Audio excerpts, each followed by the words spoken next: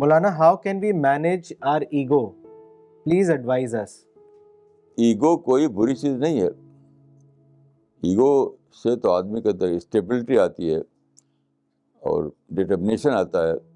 Ego سے آدمی کوئی ڈیسیژن لے پاتا ہے, چیلنج کا سامنا کرتا ہے.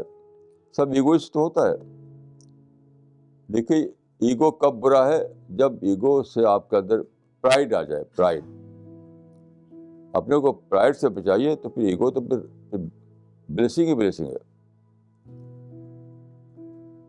ایگو سے اپنے کو سپیریئر سمجھیں آپ, اور آپ کے اندر کوئی گھمنڈ آ جائے, بڑائی کا جذبہ آ جائے, تو that is evil. Otherwise ego is blessing. تو ایگو ایک تخلیق ہے اللہ کی. اللہ نے پیدا کیا ایگو. جیسے آنکھ پیدا کیا, کان پیدا کیا, اسے ایگو پیدا کیا.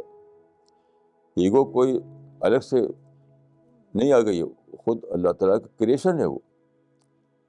وہ بہت بڑی چیز ہے. ایگو نہ ہو تو آپ چیلنج کا سامنا کیسے کریں گے؟ آپ ڈٹرمنیشن کہاں سے آئے گا؟